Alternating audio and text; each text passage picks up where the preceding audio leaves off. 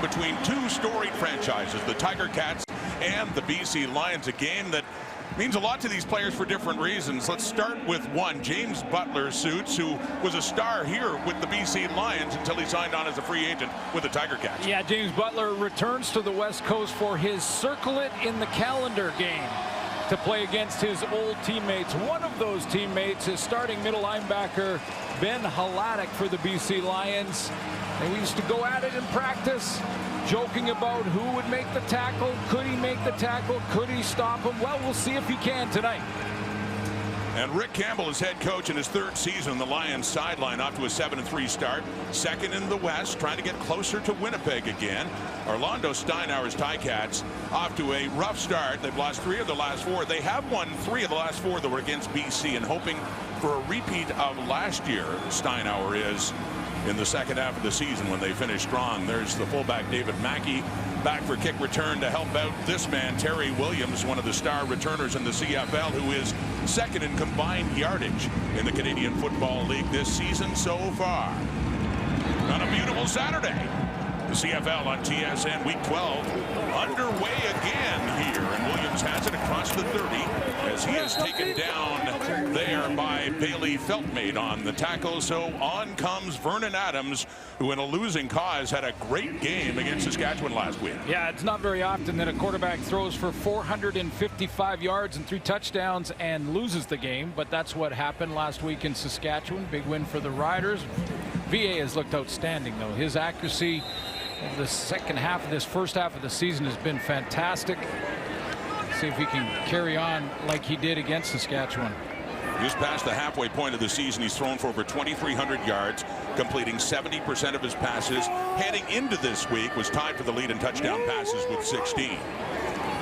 Underway, BC, and off it goes to Taquan Mizell on the screen, and he has room to run afterwards. Across midfield he goes, taken down by Jameer Thurman after a gain of 21, and a good start for the Lions offense.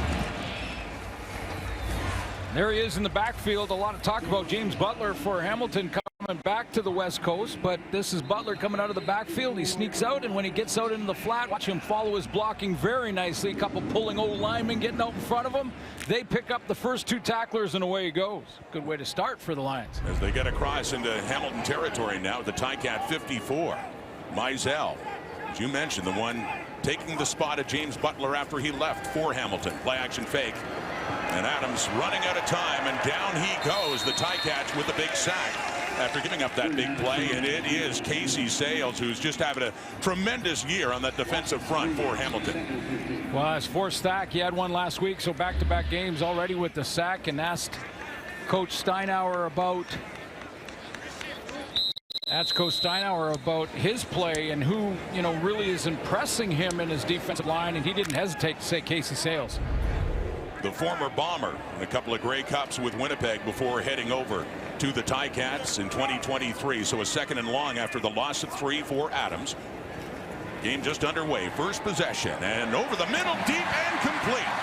Finds an open receiver, as he has many times. It is Keon Hatcher with a big first down. The Lions quickly on the move inside the Ticat 30, a pickup of 28 yards. This is what I mean about the accuracy over the last 4 or 5 games from Vernon Adams. He is aiming small and missing small. What that means is he aims for a specific spot on the receiver, not just the receiver, and puts it right where he wants to. That's the little bit on the back shoulder. Give his receiver a chance to make that catch without getting hit. He was so accurate last week in some big plays, deep balls. You're right, amazing. Against the Riders. So on the ground now, it's Mizell. Picks up about 3 yards before he is taken down. Once again, Casey Sales involved in that play. Look at the offense of the Lions. Yeah, Jarrell Broxton missed last week and is back in the lineup at that left tackle spot. Lucky Whitehead really kind of broke through. Had this big game that everyone has been looking for here in BC for a while. Had a 78-yard touchdown. Hollins had the big game. He had another 100-yard game. But Whitehead finally got on the board, couple touchdowns, and that big play. Gain of 2 for Mizell. So a 2nd and 8 coming up here. within scoring range. The Lions' first possession off to the right, complete, just inside the 20. First catch of the afternoon for Alexander Hollins, who you talked about it, had 161 receiving and a touchdown last week at Mosaic. Well, his pace is for just shy of 1,300 yards, and it feels like when you watch the Lions that Alexander Hollins and Keon Hatch are kind of taking turns. One guy will be over 100 in one game, the other guy is over 100 in the other, although Hollins has been so close to 100. I've counted them almost as 100-yard games when he gets to 85 and 92 and things like that. Dominic Davis is in short yardage. He didn't quite get there, so just inside the 20. Davis, no, maybe not. Boy, he got pushed back the first time. He tried again, backing in. The Ticats think they have forced a turnover on downs. Wait for the spot. Their offense is coming on the field. Let's wait and see what they have ruled here. But it does not look like it. A big turnover for that Hamilton Tiger Cat defense as Dominic Davis came in at short yardage and did not get the foot they needed. Ticats' first possession coming up here in BC Place. On their defense, it's Ted Laurent, the Canadian veteran, 11 years in the Canadian Football League, cutting across the face of Michael Couture, the center, and creating a pile for his linebackers to get there. Low man wins down in this short yardage type of play, and man, big man just knocked it out of the park with a great hit, creates the pile, pushes the line of scrimmage backwards. That's a big play for Hamilton, taking points off the board. Absolutely, a big boost suits for these Ticats. Taylor Powell, the rookie, fourth career start. As he steps up, he was sacked 7 times last week against Edmonton. Josh Banks gets him there on their first play from scrimmage, and down he goes. So a second and long coming up. Yeah, you know, I mean, this has been a bit of a roller coaster for the Hamilton Tiger Cats and their fans, going through a few different quarterbacks, and Matthew Schultz and Bo Levi Mitchell, and now Taylor Powell. He's 0-3, but I think we're seeing improvement. Certainly clearly a student of the game when you get a chance to sit and talk football with him. He's an impressive young man to talk to, and the moment doesn't seem too big, and this is a very tough test for him, especially here in Vancouver after a loss of 4. So second and long, and that's long enough as that is completed to Terry Godwin back in the lineup for the Ticats after he missed last week, and that is close to a first down for Hamilton. Boy, when you're young, you need a couple of plays like this early in a game to just give you that confidence, and Taylor Powell steps into this, throw his receiver, and Godwin comes back to the football in between that small window, so he helps out his young quarterback, and that's kind of a confidence-building throw from a young Taylor Powell. It is indeed a first down across the 30 for Taylor Powell, completing his first pass in this young game. And then on the sweep, it's Tim White, their leading receiver, running the football there, and he picks up about 4 more yards. Take a look at that Tiger Cat offense. Well, if they can get some balance, they can also help a young quarterback, and that means the leader of that offensive line, Brandon Revenberg, former first-round pick out of Grand Valley State, needs to lead that group up front. And there he is, returning to the West Coast, James Butler. Scott Milenovich, the new offensive coordinator, calling the plays up in the booth. See how many he can get in the hands of Mr. Butler. They made that change 2 weeks ago during their bye week. Milenovich, former head coach in Toronto, coming back and replacing Tommy Condell, the longtime OC. 2nd and 5 after that pickup by White. Out of shotgun and Powell. And Duke Williams has the ball in his hands, and they're saying no catch. And it'll be a punting situation coming up here now for the Ticats. It's really close. That looked like he caught it, but the official had a good line of sight to it. Certainly better than the one up here. You can't use the ground. You can't use the ground to help you make the catch, and you can see clearly from that replay he did. So Terry Williams, averaging just over 11 yards a return, has a longest of 44 on the season for BC. And the new punter, Corey Vedvik, formerly of Saskatchewan, acquired before last week's game in a trade after Bailey Flint went home to Australia. The Vedvik punt. After a 53-yarder, and Williams breaks through. How did he get through that? But the ball comes out. And I don't know, Brooks Parker looked like the Lion who may have picked it up. Little battle with Nick Cross going on there, but it was a good-looking return by Williams, and then the ball came out. And this could be another great break for Hamilton, as they think they do have it, but it looked like Parker was in there too after a 23-yard return by Terry Williams. They're still battling for that football. At the ruling on the field is that the ball carrier was down with contact. That changes. They can stop fighting if that's the goal. So a good break for BC on this return by Williams. Ruling he's down by contact. Might take another look at that. Well, who recovered it? So let's have a look at the Ticat defense now. Well, we talked about Casey Sales, and Coach Steinhauer raved about how well he's been playing. I know the record is one thing, but you still see a lot of bright lights in there, and then Sales is one of them. Simone Lawrence, 4 tackles away from 700 tackles in his career. And also, Coach Steinhauer talked about their leading defensive back in interceptions. And so on that 2nd and 7, and intended receiver is Lucky Whitehead. Said Richard Leonard, Rod, as you were on that call, just saying just how solid he has been, and that he can play at an all-star level at any one of the positions across the back of the secondary, and play into the boundary here, or excuse me, to the field here. And that pass was incomplete to Whitehead, so 3rd and 3, and the Lions at midfield are going for it. Or maybe trying to draw him. Or trying to draw him. Adams gets it, and he kicks it. Vernon Adams, the punter. A little quick kick there for Stavros Katsantonis. The safety back to take it, draws the no yards too. So a little trickery there for the Lions offense turned special teams. A punt by Vernon Adams, Hamilton football. Before he left as a free agent to Hamilton, James Butler was a big part of the Lions offense, ran for over 1,000 yards last season. With more, let's head down and say hello to Farhan Lalji. Guys, there were no hard feelings when the BC Lions decided they did not want to spend as much as James Butler was hoping to receive at the running back position. That doesn't mean he agreed with it, though. Butler's watched in frustration as running backs in the CFL and the NFL certainly get devalued. We've heard a lot of news about that. But as far as this being a revenge game, he says that's not there. In fact, he spent last night having dinner with 5 members of the BC Lions, including Lucky Whitehead, Josh Woods, Dominic Rhymes, and others. And he said at that time, he says, look, I'm going to get 2 touchdowns in this game. Josh Wood said to him, no, I don't think so. We never got to tackle you in practice. We're going to do it tonight.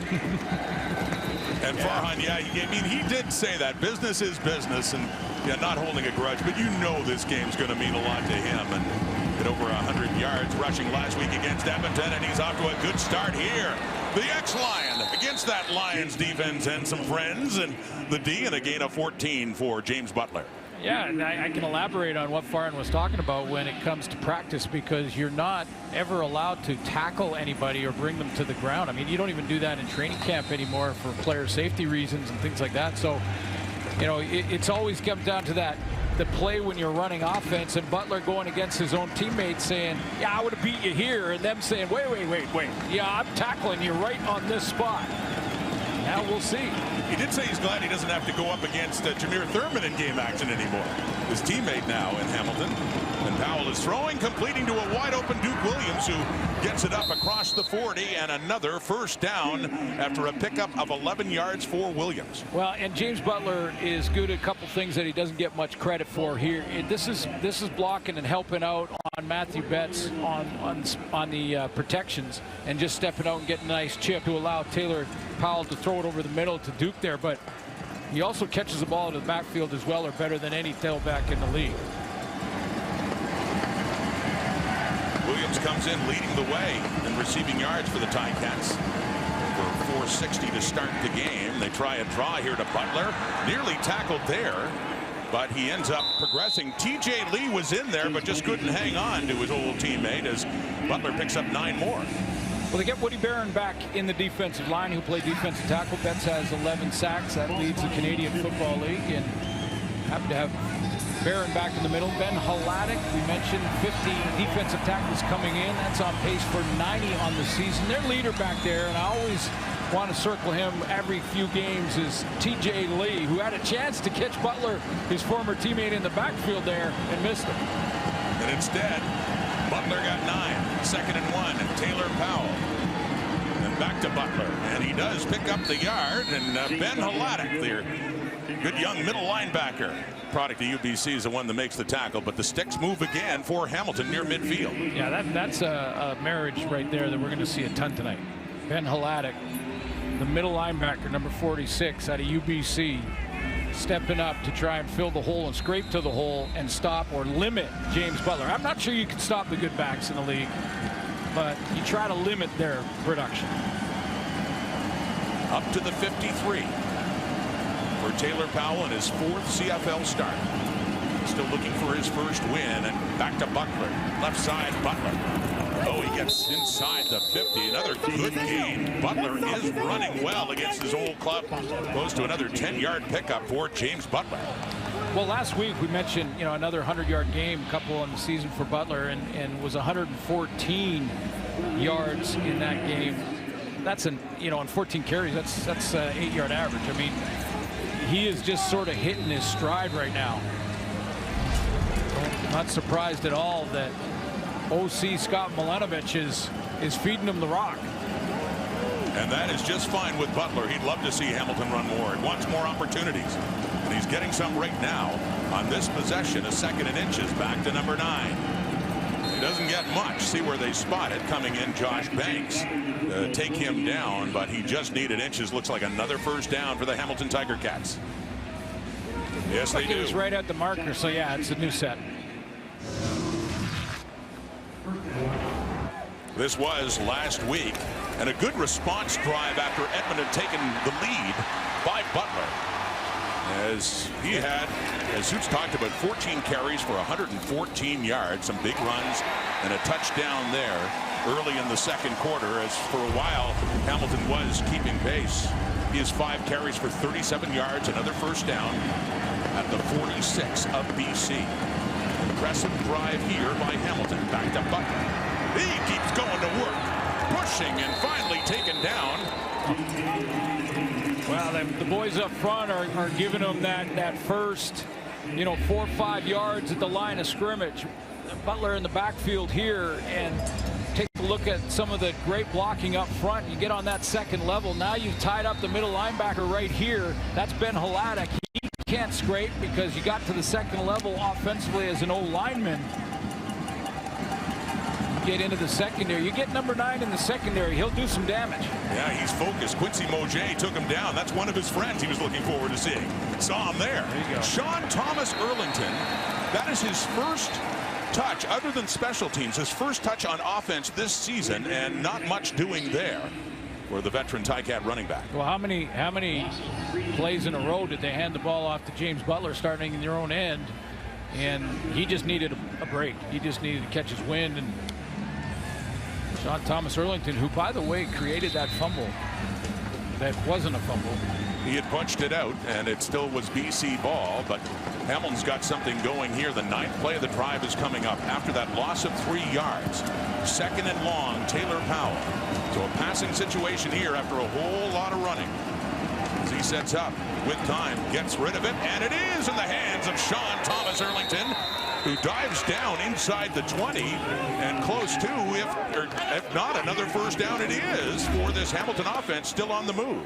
Yeah, this is what we talk about with sort of the maturity and the work ethic and the study habits of a young Taylor Powell to, in 2nd and long, it's easy to get tempted to try and force that intermediate over the middle 15-20 yard throw. He just took the back out of the backfield, and that was Thomas Erlington. Well short when he caught the ball, turned and got it on his own. So that was his first reception of the season. He started the year on the injured list. And over 6 minutes have gone by on this Hamilton drive inside the 20. Back to Butler. Back in the game after a little rest and trying to back in for a couple of yards, but the Lions up front. Ben Hladek in on the tackle again there for BC.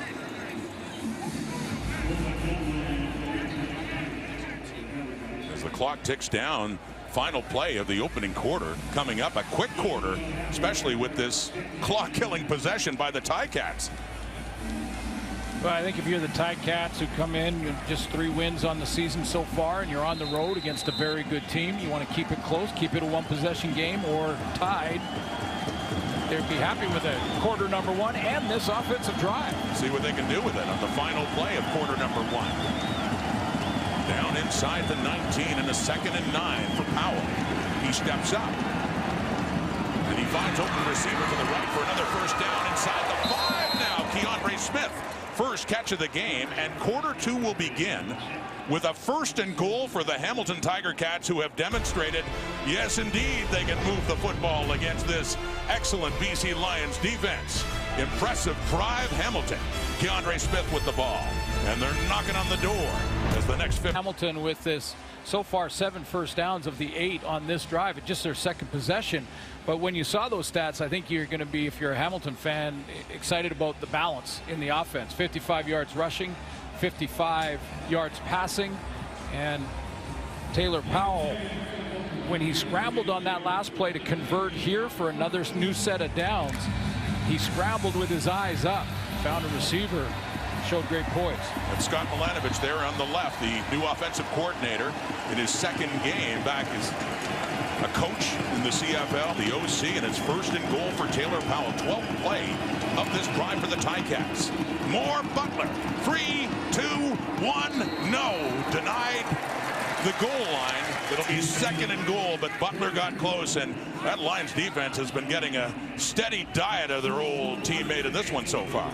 Yeah, Butler thought about bouncing this, I think. It looked like when he first got this handoff, he looked like he wanted to bounce it and take it outside. That lane was cut off by Sione Tahema, the defensive end. He stepped up, had his containing responsibilities there. I think maybe got some help in the secondary, and then Butler cut inside.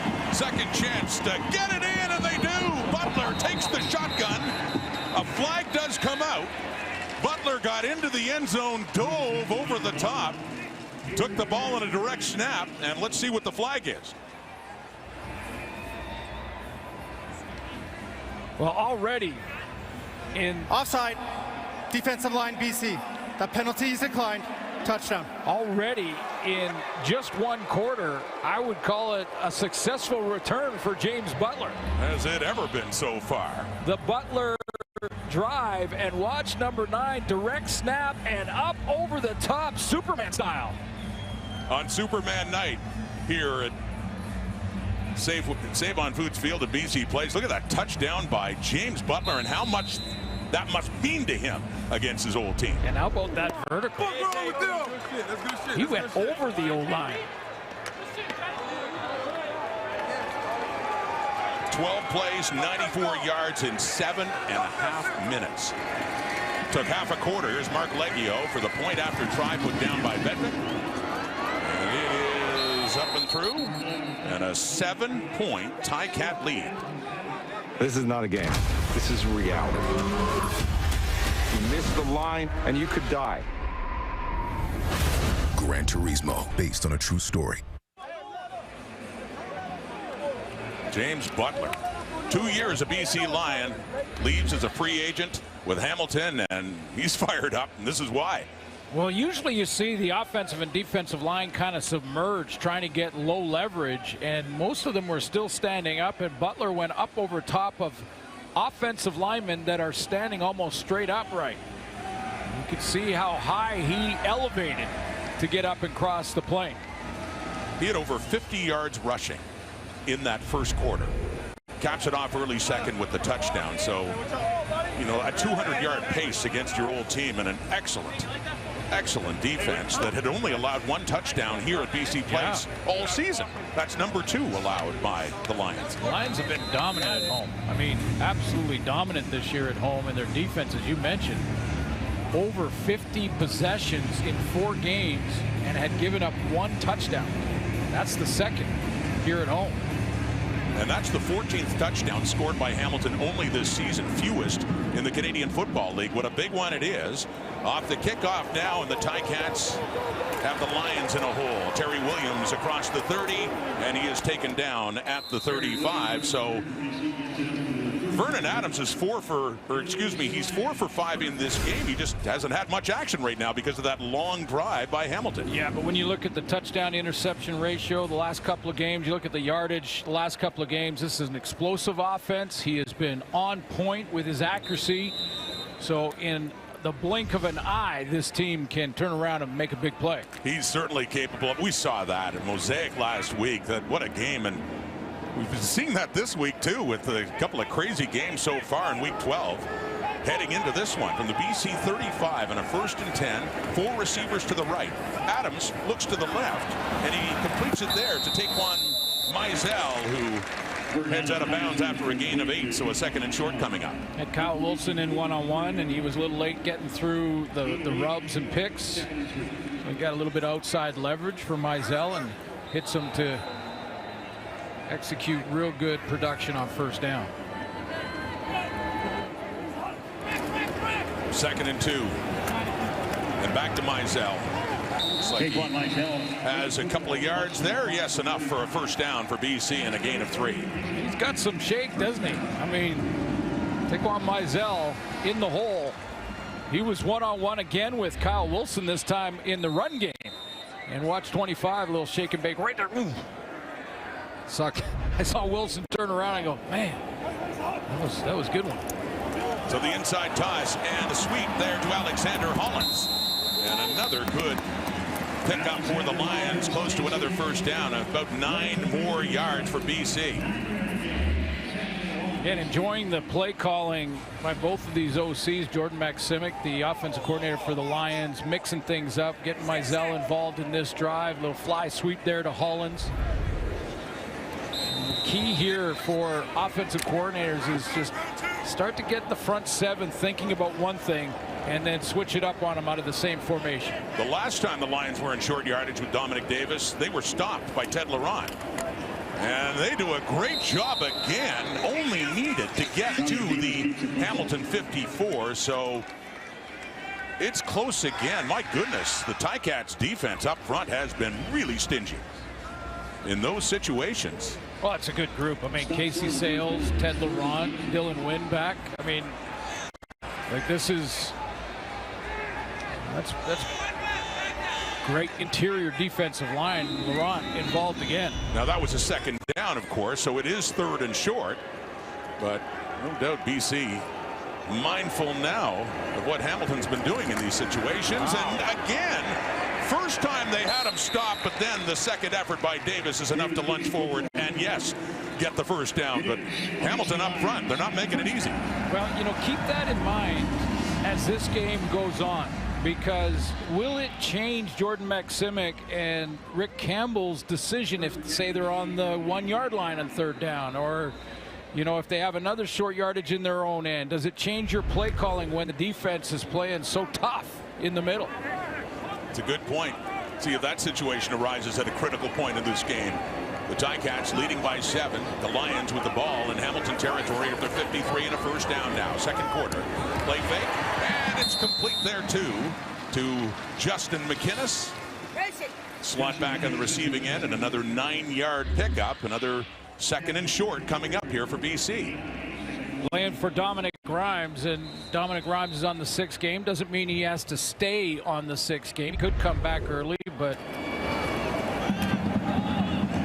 they just go with tempo. They're working quickly as Adams stays in and does get the 1st down. Does get the 1st, but Rick Campbell was telling us when it came to Dominic Grimes that he just wanted to, you know, a little short-term pain for long-term gain and let him get his body completely back. And just think about this receiving core when you throw Dominic Grimes back in it. That's crazy.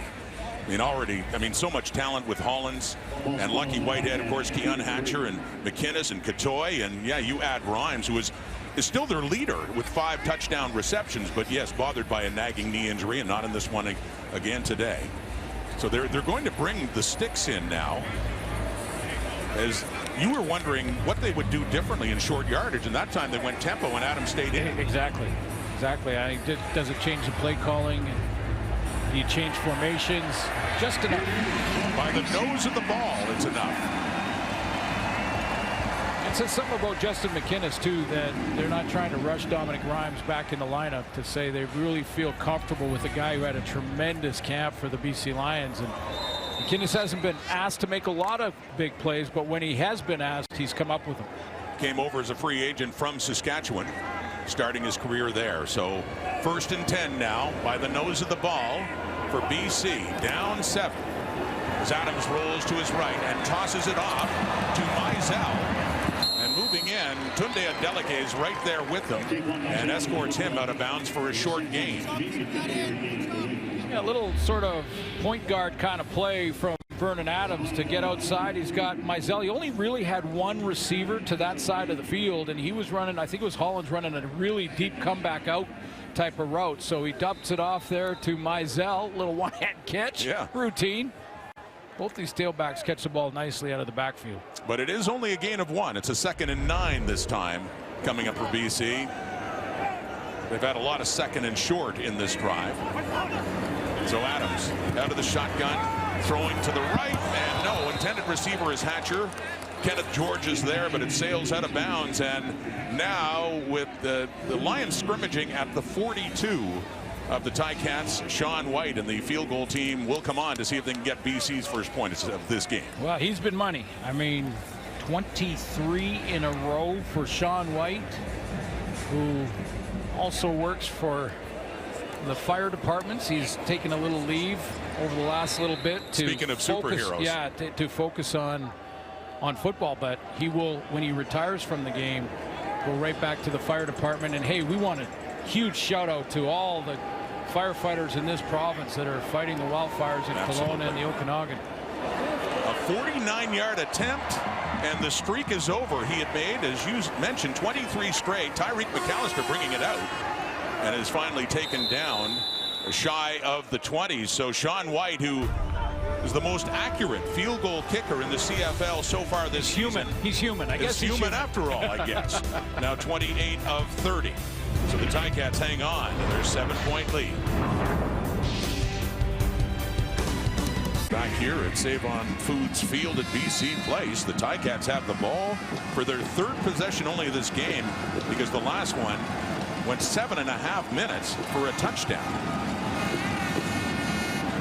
Taylor Powell, and he dumps it off to you-know-who, James Butler, who's been the busiest man on the field, and a pickup of 14 more yards, that time as a receiver. But what a game Butler's been having so far. Yeah, and another extension of the play calling and how to get him the football, whether it's out of the backfield between the tackles, seen a little bit of quick pitch action, and now a little throw to the flat to get him out there in space.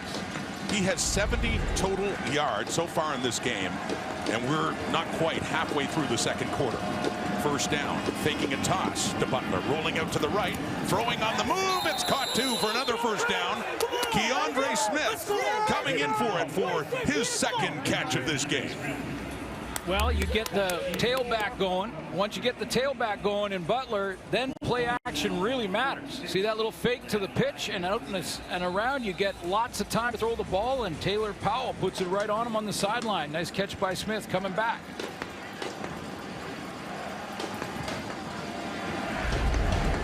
Keandre Smith in his 2nd year at Guelph. And another first down for this impressive Ticats offense, but this time a wall is awaiting James Butler.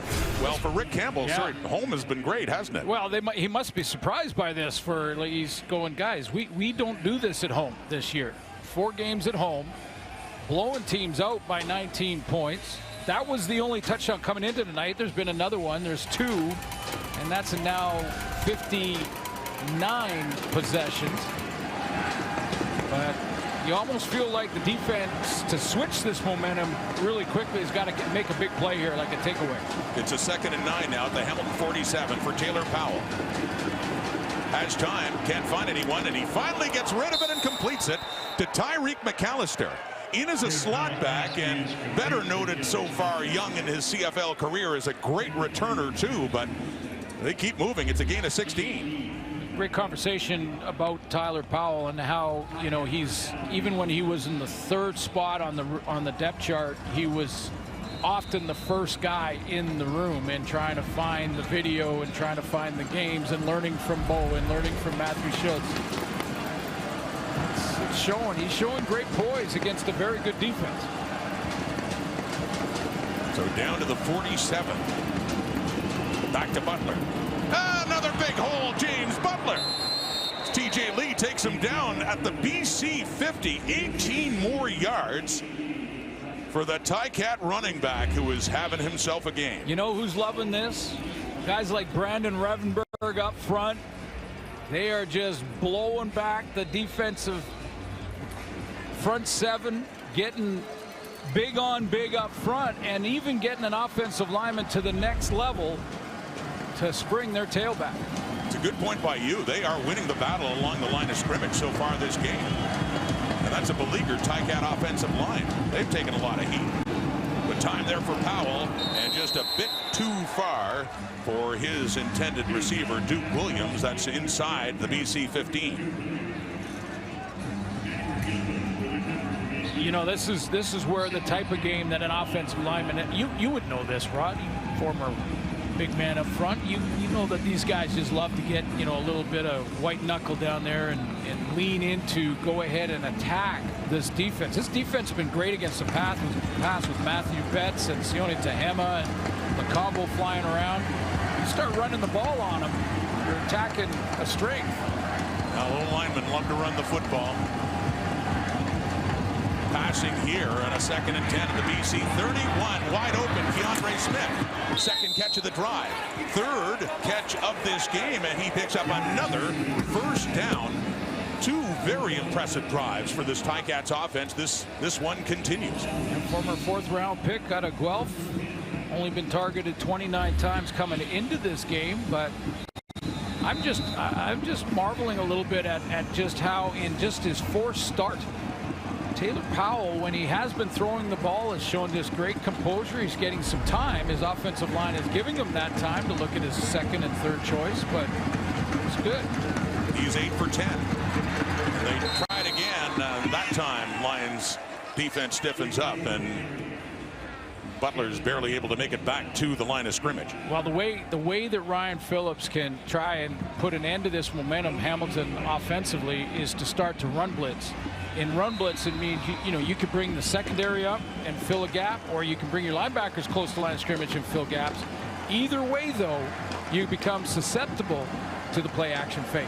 Let's see what they do now in a 2nd and 10 at the BC 20. Their 2nd trip into the red zone, the score zone. Powell again with, he had some time if he could have stepped up. He tripped up and he lost 5. And Matthew Betts, sack number 12. He'll get the credit for that. The sack leader in the CFL adds another. Well, just, and right when I say that, Ryan Phillips says, you know what I'm going to do? I'm going to do 3-man pressure, and I'm going to drop everybody else in this passing down and see if one of my 3 guys can get there. The 4th is added in, and that's the little trip. Number 12. 12th sack for Betts, but the Ticats drive enough to get into field goal range. An attempt coming up now with the 3-minute warning. I am the juggling princess. Stiegel? We have the man of steel, but I'm the man of Stiegel, Coach. Red Rum Bone Crusher. And I am the nail file. What? It's the best you come up with? They are our superheroes. All with different skill sets, shall we say. Superpowers? Different superpowers? That's right. And their thoughts on this one coming up to the half. Kate in the panel. Here's Mark Leggio. Had a rough week last week at home against Edmonton, where he went only 1 for 4 and missed an extra point. This one set up 32 yards away and right down the middle to add to the Hamilton lead. And Leggio puts that through. Orlando Steinauer had said about his kicker, just get that one kick, get the confidence back, and just a beautiful day in Vancouver. 10-0 Ticats lead. Vernon Adams, it's not just about the play on the field, but the leadership off of it. Let's go back to Farhan.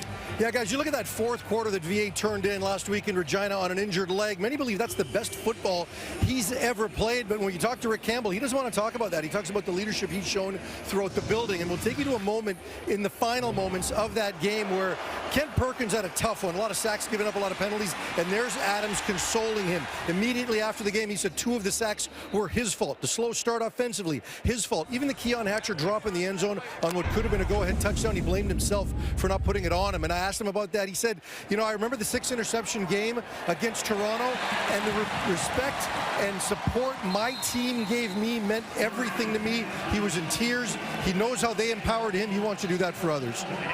It's a great example of that, Farhan. You mentioned it. I mean, the support he's gotten, but the support he's given out, and he completes another pass there too for 26 yards to Alexander Hollins, and they're suddenly in Ticat territory, down 10 points. Yeah, and that's what good teams do. They back each other. Everybody's going to have that game. I mean, Zach Collaros threw 2 pick sixes 2 nights ago, and they won the game because the team rallied around him. So down to the Hamilton 44. It has been stunning based on expectation and how good BC's been at home. See the Lions trailing by 10. But Hamilton has been strong offensively, defensively too. There's Mason Bennett in there, among others, Simone Lawrence and Dylan Wynn too, to get the sack. And Vernon Adams. Yeah, let's take a look at that nice deep out by Hollins here. Just an outside stem and then down the rail to out and up. And then we go back to the very next play, put him in second and extra yards. Right here, Simone Lawrence on a blitz, comes around the edge and flushes Vernon Adams up into the pocket. Veteran Simone Lawrence in his 12th season. And that one incomplete into some traffic there and intended for Hatcher. Lawrence, I mean, he had a slow start in terms of tackles, but he's been picking up in that department too the last couple of games. Yeah, we asked Coach Steinauer about the play of Simone Lawrence, and just, you know, not to say that he's playing poorly, just to see, you know, when you go through the video and you're grading guys, how's he looking? And he said he's still bringing that great leadership. He understands game situations as good or better than any player on the field, and still leading the group, even if the numbers are a little bit down. This is the first punt of the game for BC's Stephen Flintoff. A shorter one, rolling to McAllister at the Hamilton 5. After a 43-yarder, and he gets up across the 20. 1:55 on the clock. Taylor Powell, 8 for 10 for 110 yards, and his team has a 10-point lead. Taylor Powell has only thrown 1 touchdown pass in Edmonton when he came in for Matthew Schultz in his first ever CFL pass, but this is what he's done in his first 3 starts. Well, as a starter, yeah, the Edmonton game you're talking about was before these 3 and came in relief, but you know, I think what he's done is he eliminated mistakes as he's thrown here. Shown a lot of poise that way. He's actually, if you go back, 28 for his last 36 passes, and they go to the ground, and Butler, and he was wrapped up there coming in by Matthew Betts, but still managed to pick up a few more yards. You know, that's what I mean about Taylor Powell. Like, he threw 2 picks in the start against Montreal, and then in the start last week against Edmonton, eliminated the interceptions. Didn't throw a touchdown, but eliminated the interception. Now he's got the run game going, and their play-action game develops off of that. That's really going to help a young guy. So that's the goal for the Lions, and that's what they'll talk about at halftime. Get Taylor Powell, this young guy, in second and long. And they've had a hard time doing that because of their old friend James Butler. But it is second and long now, and Powell is sacked again. Second time of this game, this time coming in. It is linebacker Bo Lacombo picking up his 3rd sack of the season. And it gives that play right there gives Vernon Adams a chance here with probably about 45 seconds after it's all said and done to get in field goal range. And you start to wonder, is Lacombo or linebackers going to start to get closer to the line of scrimmage as this game goes on if James Butler keeps having the success he's had so far in this first half? Said the Lions needed that success in second and long, and they just got it. First 2 and out for Hamilton in this game. And it's Corey Vedvik at the Ticat 6. 1:09 on the clock. The Lions still have time to get some points on, and they nearly had a chance there. So close to blocking that punt. but it does roll across midfield for Terry Williams. It ends up being a 37-yarder, but that was awfully close and down near the Ticat end zone. I'm wondering if they got a piece of it. I mean, is that Adrian Green coming through? It looked like 23 BC, and did he get a little piece of that because it came off the foot a little unorthodox? Well, maybe not. Svedvik trying to avoid the hit, change the kick trajectory. And Green did a good job angling by him to make sure he didn't take a penalty there, and nearly had the block. But lots of time, just under a minute for Adams. That's hit at the line of scrimmage and knocked down, falls incomplete. It's one the quarterback doesn't really account for. Got his eyes downfield. But it was Casey Sales. Already has a sack tonight. Now he gets a knockdown right at the line, put Vernon Adams in 2nd and long. And fight the double team, get that big right arm up there. Casey Sales, he had a game-saving knockdown a few weeks ago against the Ottawa Red Blacks. Forcing 2nd and 10 now. 3-man rush. They drop back, and it's complete to Hatcher. Down around first down yardage with 46 seconds on the clock. It is indeed a gain of 11 for Hatcher. Nice comeback route. Vernon Adams has to throw from deep in the pocket. Combo got a good start on the edge and was right in his, looked like he was in his throwing lane. Broxton held him off just long enough that VA could get it out there. In long field goal range right now at the 41. 37 seconds. So Simone Lawrence nearly got to Adams. Deep ball and lots of coverage there for the Ticats, and as that one falls incomplete, and we do have 2nd down coming up. Holland's the intended receiver. Yeah, Hollins is going to end up taking this post move so hard on the stem inside that he involves the safety Katsatonis to come all the way across and help out on that corner route. So half a minute to go. The Lions at the very least have a good shot at having something to show for this last minute drive. Pressure coming, gets it away, it's incomplete. So it will be a longer field. Well, a flag comes out now after the play was blown dead. Malik Carney got pulled to the ground, or it may have been Congo.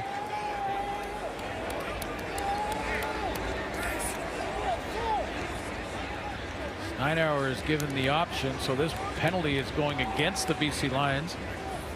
And they're going holding BC, number 65. It's a 10-yard penalty. Repeat 2nd down.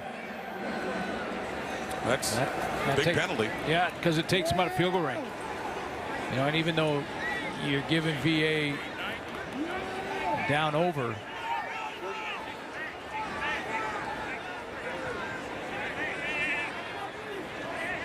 it'll be 2nd and 20 BC. So now they need, sorry, Rod, they need 12 to get back into comfortable Sean White field goal range. White saw his streak end at 23 straight earlier on a field goal try, a longer one, and this will be. Clearly, I jinxed him on that one, by the way. The scrimmage from the 51, just trying to get closer, and they do.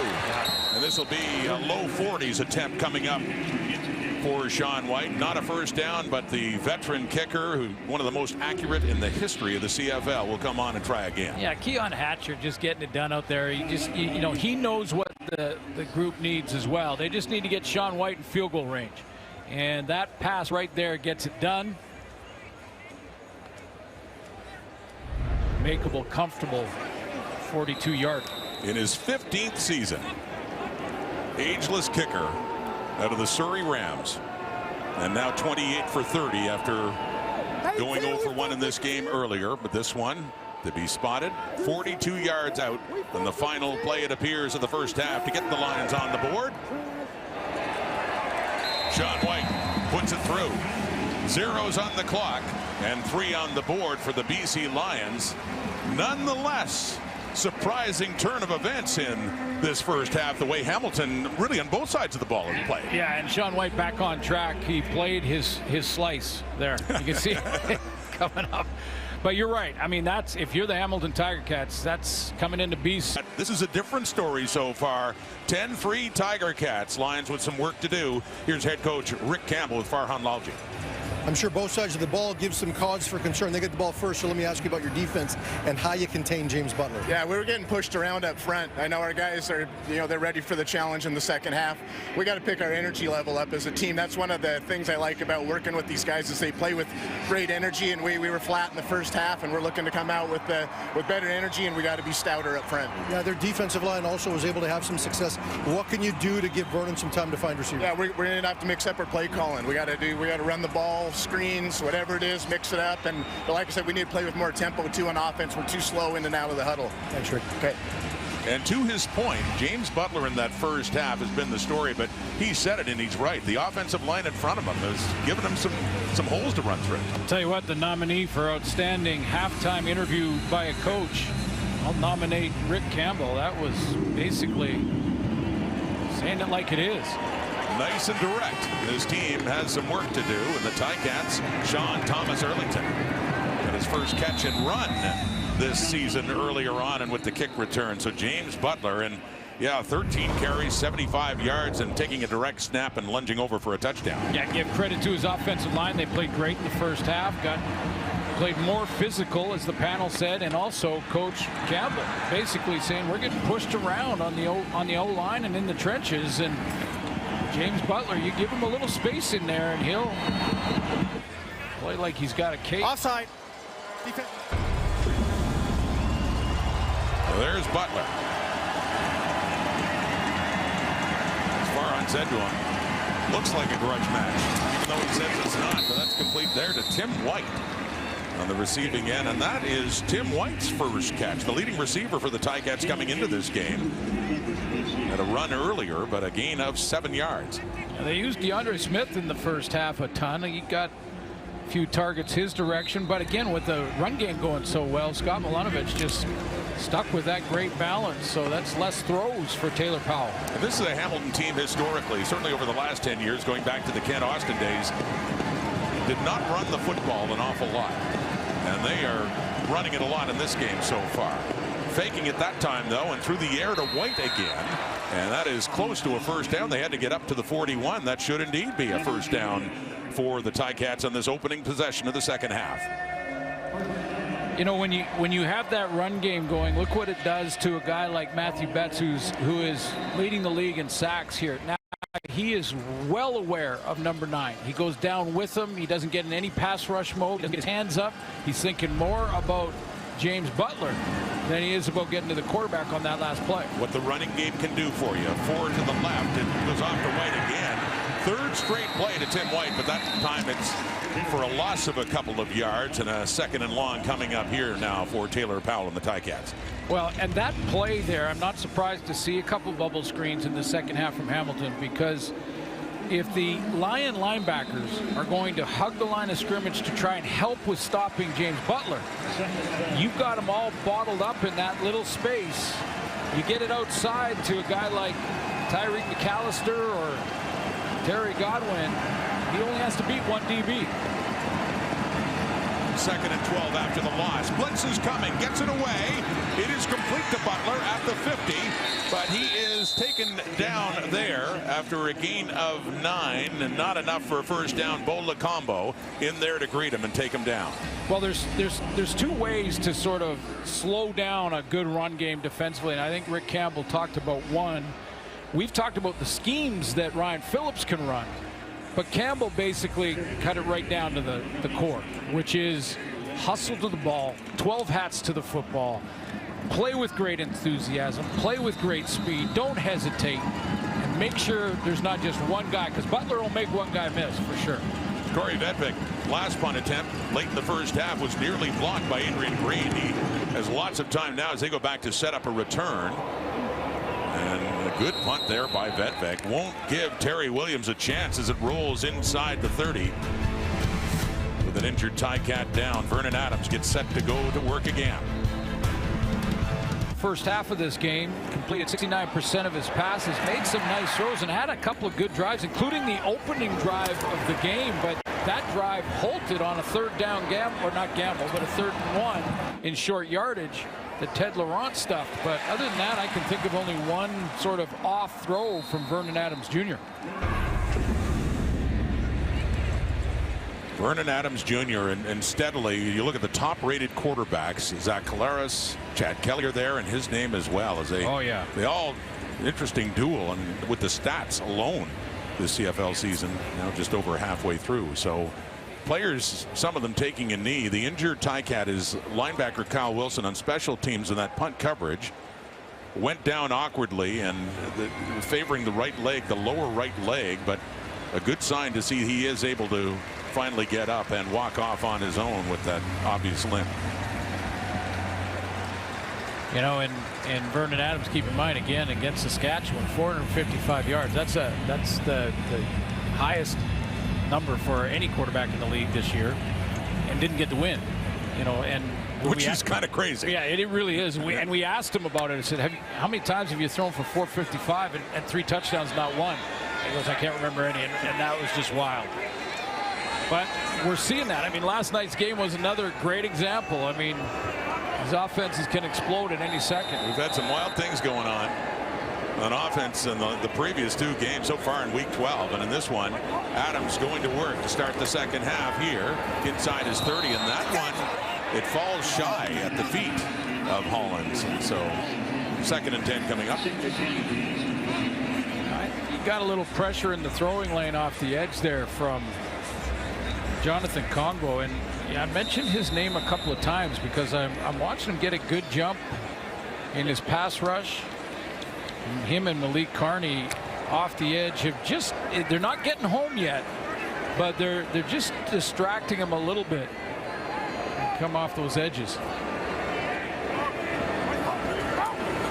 Some pressure coming. Chris Edwards coming in, but he doesn't get to Adams, who gets rid of it for a big first down to Keon Hatcher. It is complete across the Lions 50 as Adams was able to step up, and a 20-yard pass play when Chris Edwards was bearing down. If you're a young quarterback watching this game tonight, watch Vernon Adams negotiate the pocket here and how he uses his great technique and feet. You know all those drills you run in practice where you're trying to move around the beanbags and slide up in the pocket and climb up in there? Look at his feet. Watch him just step up and miss this blitz. Eyes downfield, ball held by both hands. Tremendous fundamentals from Vernon Adams to beat the blitz. And a gain of 25, actually, close to midfield at the 53.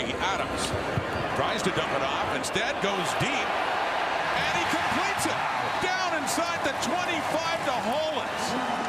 A softer pass, but deep downfield, and Hollins, their leading receiver, comes down with the ball. So one play, he shows great fundamentals, and a second play, it's unbelievable athleticism. This is athleticism to beat the blitz and throw off schedule and sidearm on a corner route going away from you and throw it with that kind of, well, that's a 34-yard gain, and that's why, as you mentioned, Rod, he is in the conversation for MOP. Absolutely, and the accuracy he is showing there. We've seen that especially last couple of games against the Stamps here and last week at Mosaic. Adams has him on the move here in the second half. Down, a touchdown, complete to Hatcher. He tries to push for the first down. Sunday Delegate pushes him out. Just shy of it. Gain of 8 yards for Keon Hatcher. See if Keon Hatcher is engaged here now and starts to become the #1 target. That's just his own look, and Adeleke has to drop off with the deeper routes, take away that first, and then react up to Hatcher. Second trip to the red zone for the BC Lions, down a touchdown. Keon Hatcher last week at 6 for 94. He's up to 80 yards receiving in this game, and we're early in the second half, and BC is pressing to tie. And that is in and out of the hands of Javon Catoy. It falls incomplete. Talking about Keon Hatcher maybe becoming, oh, that doesn't sit well, because that was second down.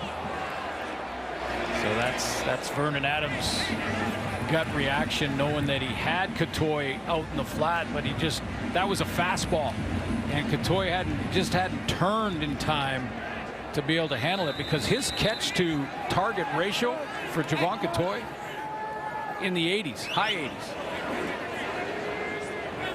So Adams' frustration at himself on that pass leads to a 3rd and 2, and Sean White, who's 1 for 2. Let's make it 2 for 3 for one who comes in as the most accurate kicker in the Canadian Football League this season. Adams for Catoy, not quite. So they get a field goal instead and a 4-point Hamilton lead. Back here in Vancouver, and a momentum swing for the Lions. Didn't get the touchdown, got the field goal to cut it to a 4-point Hamilton lead. Rookie quarterback Taylor Powell is 12 for 14. Flag coming out. James Butler, big carry, big hole, and down he takes it. Inside the BC 50, a gain of 20 more yards for Butler. See if this counts. Or is it coming back? Looks like it might be against BC. Offside, BC, number 47. That penalty is declined. First down. I saw the linebackers for BC. Alatic up there, combo up at the closer to the line of scrimmage. They're only about 2 yards away from the line of scrimmage. Didn't matter. Just again, well blocked up front. Revenberg with a big block. With Manson gets a down block to spring their back, and he picks up where he left off in the first half. Good running by Butler, but to his own point. Good work up front by that Ticats offensive line to open some holes. Faking it to Butler. Rolling right and throwing it out of bounds is Powell.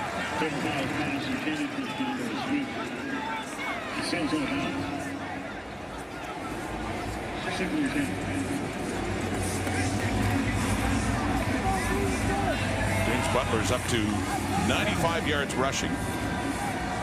And another big part of Hamilton's success in this game, even with just 10 points on the board, 9 for 13 in second down conversions. Hence the long drives they've been able to put together. Keep Vernon Adams Jr. and the Lions offense off the field. 2nd and 10 now. They rush 4. And looking it off to Tim White, who has the catch, keeps a foot in bounds. And a nice toss there by Powell for a 16-yard gain, and they stay on the field with another first down. You've heard me say before, quarterbacks that throw their receiver open, and this is the case here. He had Betts. Taylor Powell had Betts in the throwing lane, close enough to him that it could be a distraction, and that time he threw his receiver open. The opposite shoulder. White keeps a foot down with Jalen Edwards-Cooper coming in on him. And another catch for Tim White. Taylor Powell, just 3 incompletions in this game so far. 1st and 10 at the Lions 34. 4-point lead. And looking for more. You know, when a run game is going to help any quarterback, and it doesn't matter if you're a 10-year vet or not, perennial all-star or not, but it certainly helps a young guy. I'll tell you what, though, you watch him in and out of the huddle, you watch his poise, you tell me if you're just showing up for the first time, is Taylor Powell in his 4th start or his 60th start or his 80th start? I mean, he has great command of the huddle. He's running the offense, great composure. I'll tell you what. He has the disposition, Absolutely, when you talk to him, of a veteran, of a guy who's played the game a long time, and he hasn't. And he'd be the first one to admit he has a lot of growing to do, but they don't get it off. And the first penalty for the time count Hamilton violation. Tiger-Cats. Hamilton, number 0. It's 5-yard penalty. Remains 2nd down. Yeah, trying to get the right formation. There was a lot of movement from Ryan Phillips' group on the other side of the ball, and it looked like he was trying to call. Timer, please reset the game clock to 7:26. 7:26 on the game clock. As they move around, watch the veteran in Betts, Matthew Betts, saying, hey, hey, hey, hey. They had too much time. Good job on the disguise in the back end. He goes and talks to his secondary. Makes sacks, does a bit of coaching too. And a 2nd 11 now. They're pushed back on the penalty at the BC 35. Over the middle and open is Duke Williams. He pushes for a first down. And that is inside the 25. Gets enough down to about the 23.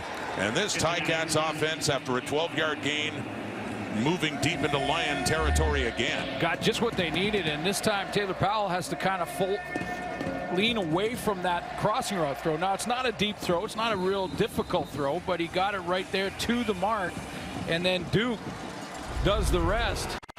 By the way, Coach Steinauer said he's doing exactly what they brought him in to do. His numbers might not be there just yet, but they like his play. Came in as their leading receiver in yardage. That's 2 catches now for him. Dumped off to Duke as he gets it inside the 20 before he is taken down there by Quincy Moje. Tap on the helmet, and a second down is coming up here as they are back into the red zone after a pickup of 6. Yeah, when I say, the numbers might not be there, I mean, this is a guy that can potentially be a 1,500-yard guy. And he was with Edmonton, exactly. So you're sort of looking at it thinking, if you're at 700 or 800 at halfway point, right, those are the numbers you expect out of a guy, big target who can run routes like Duke Williams. Yeah, not on pace for 1,000, and he has been a 1,000-plus receiver in the CFL. And there's a little bit of early movement. Matthew Betts coming in to say hello to Taylor Powell before the snap of the football. The other thing that Steinauer said about Williams was his blocking has been outstanding, and I know that tailbacks appreciate that, their teammates appreciate it. When you're sitting in the room and you're watching Offside, the video together. BC number 90. It's a 5-yard penalty, first down. And the little guys, the receiver, he's not little, but most of the receivers considered the little guys are out there getting their nose dirty. That's when the whole team goes, yeah, man, I love it. And Duke Williams has sprung a lot of big plays for Hamilton in the first half. We've talked about the importance of blocking in the skill positions, and James Butler, one thing he's become a very close friend of Powell. They've talked about the friendship off the field. It's one thing he said, I got you. He's talking about not just the running game, but protecting him too when he does stay in the block. And Butler's good at that. And he flares out and he gets it inside the 10, the 5. James Butler waiting for confirmation. Touchdown number 2 for James Butler. I think he got the cone. Great execution, just getting it outside as quickly as possible before the defense can react. If you bring your linebackers close to the line of scrimmage to stop the run on first down, you can flare it out, and that is a touchdown right to the cone. All you have to do is touch it with the ball, and James Butler knew where it was, especially in this building. He knows where it is in this building. Go get it. This is his old home, and is he ever making himself at home in this game in his return back to BC Place? A 7-play, 70-yard drive for the impressive Hamilton Tiger Cats in this one. No let up here in the third quarter as they increase their lead. Mark Leggio in the point after try.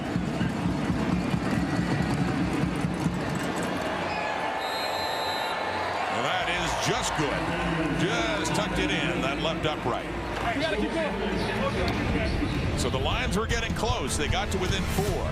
But back come the underdog Ticats here at BC Place. James Butler. What a return.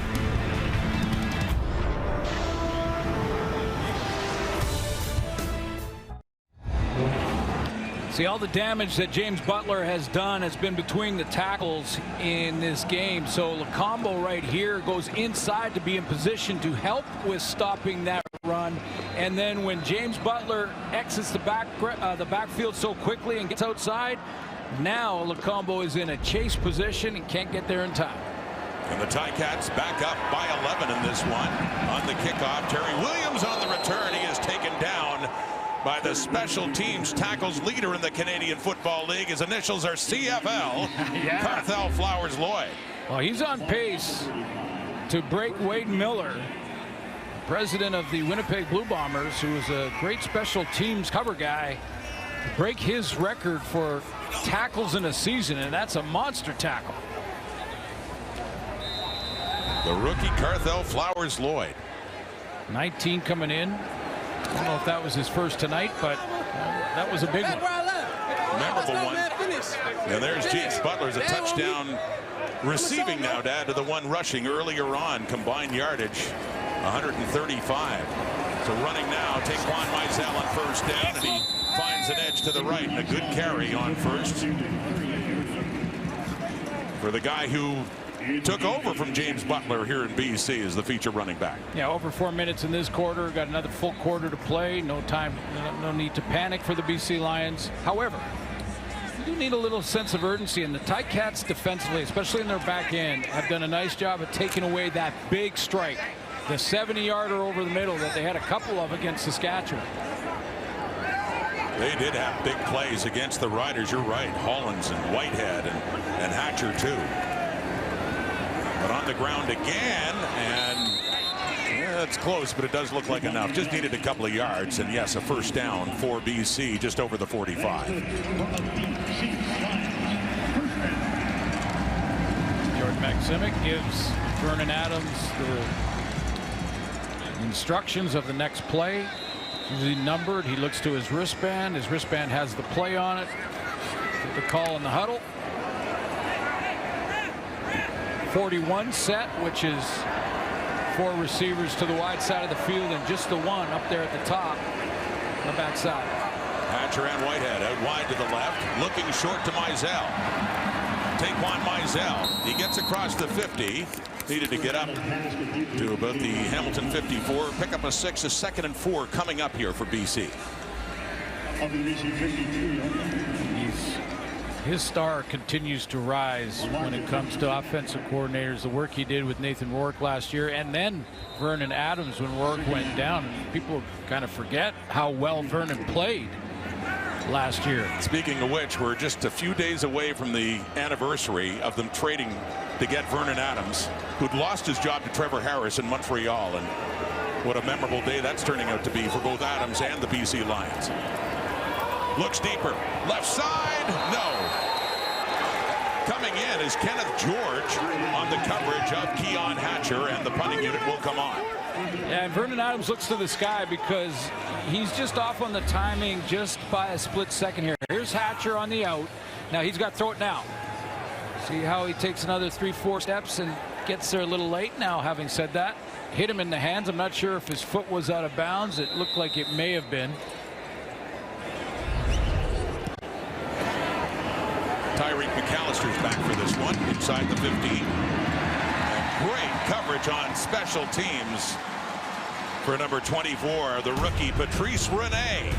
Tiger Cat football with an 11-point lead. Lions linebacker Ben Hladek is from Vernon, BC. There's been a lot of concern in that area over the wildfires. With more, let's go to Farhan Lalji.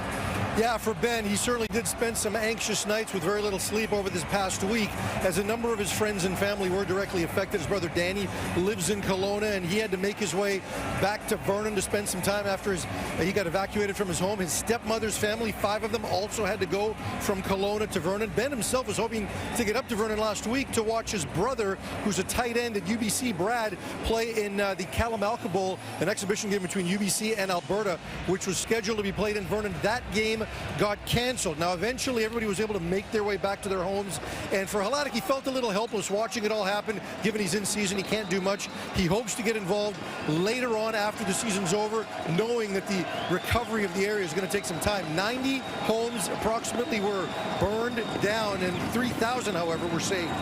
Awful what's gone on there, and hitting very close to home for Ben Hladek. Thank you, Farhan.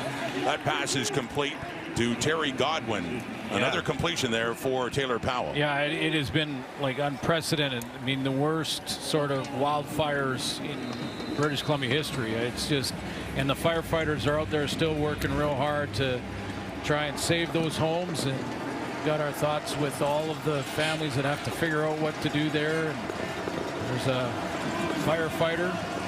And Sean White. Yep. Say thank you to those guys. Keep up the good work. We're thinking about you. And also, hey, good luck to Bradman, Ben Hladek's brother. Yeah. He said it's Bradley, but he said, hey, if you're going to talk, if you're going to mention him, say Bradman. That's what we call him. So good luck to Bradman, who's a tight end up at UBC. At UBC, where Ben Hladek played and starred, all Canadian there in his time in U Sports, and all BC. I mean, played in high school and provincial championship, and lost to the Philpott brothers in a game in high school, and went on to star at UBC. 2nd and 12 now. Powell Powell runs out of trouble. Don't see him run often, but he takes a slide just shy of the 40. Get a penalty too. And a penalty flag comes out. He was sliding shy by about a yard or two of a first down, but got the flag. And grimacing a bit as well as he got up. Yeah, and this, you know, I know people will say, well, the timing is really close. And look, Taylor Powell in this play is trying to slide foot first, and he did it early. He declared, and you got to avoid any contact with the quarterback. This is something that, you know, if you're going to err at all as an official here, you err on the side of protecting roughing the passer. quarterback. Absolutely. BC. It's 15-yard penalty. I know first the Lions down. fans hate it because it was so close, and you know I hear it all the time about the narratives of, well, come on, it's football, you got to be physical, all those things. True, but we've got to protect the stars of the game. That's at the quarterback position, and if you're going to err on the side of just what happened here. Throw the flag if it's even close. Manny Ragamba, the one coming in on Powell, who, by the way, is the third quarterback the Ticats have used because of injuries to their QBs, Bo Levi Mitchell and also Matthew Schultz. So QB3 and getting his fourth start. As he hands off to Butler left side again. James Butler as he pushes for about 4 or 5 more. And the hope is that it changes the behavior and guys don't take those free shots. And Scott Milanovic has got a real good game plan going here. He's got a 12-play drive that went 94 yards, took up almost 8 minutes. You got a 10-play drive that ended in a field goal, 7-play drive that has ended in a touchdown. And in the blink of an eye, we're heading to the fourth quarter. This game has been fast, and for no small reason, Hamilton's ability to keep that offense on the field, sustain long drives. They have 17 points on the board. That offense has had the ball for a long time. Powell, last play of the quarter, and throwing for Tim White. It is incomplete. We are, though, at quarter time, and the Ticats, underdogs as they were coming in, are still leading it. They had a touchdown. The Lions still haven't found the end zone. Tiger Cats for earning that. I mean, they're controlling the line of scrimmage, and by doing that, getting the balance in their offense in the run game with James Butler. And again, Taylor Powell looking like he's mature well beyond his years. In his fourth CFL start, yes, he does, and that meant James Butler scoring both Ticat touchdowns in this one. So BC starts the fourth quarter down, and they're about to get the ball. Punting situation here for Corey Vedvik and the Ticats. And the Lions were in a big hole last week at Mosaic, and they really charged back and closed the gap, ultimately losing by 5. But they're going to need another comeback here. Down a couple of scores as it is taken by Terry Williams, and he is taken down at about the 20. So Vernon Adams has said he's been in this situation before just last week, and it means maybe moving up tempo, and he likes moving quickly. We're playing so fast. There's no time to think. That's what I was used to at Eastern Washington, at Oregon. We were always doing hurry, always. And there's no time to think, and there's no time for the defense to really get into the coverages that they want. So, you know, then the D-line is getting tired. So it's just, I think when I play fast, when we're in the fast mode, I play better. So let's see what they do now with the ball in the fourth quarter and trailing 17-6. Still without a touchdown in this game at home. 4-man rush completes the pass underneath, and the yards after the catch for Javon Katoy getting up near the 30. It'll be a second and very short coming up here for the Lions. Well, this is where you find out if they're going to run tempo. Now they're going short yardage, so they're bringing out Dom Davis, but that hasn't been a guarantee tonight. No.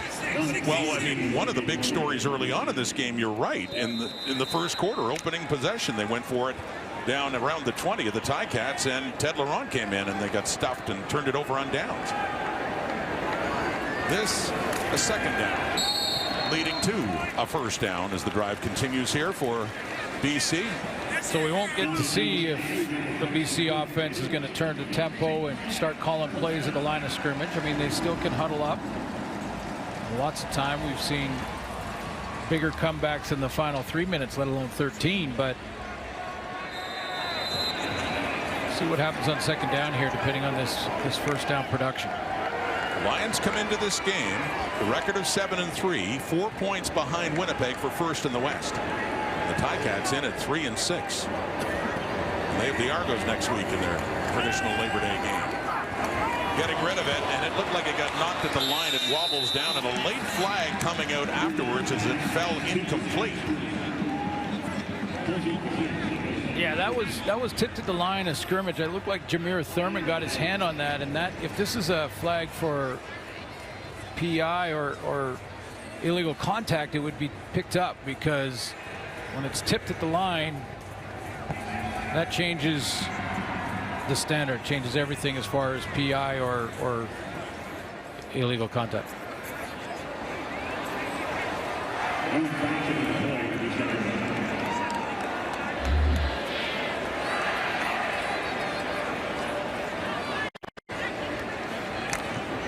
Little stunt, and then right down the middle, got his hands up. Good timing. So you're right, no flag, and second down and 10 now at the 31 for BC. Down by 11 points. Blitz. Blitz coming. Adams gets rid of it, and he completes it too. In traffic.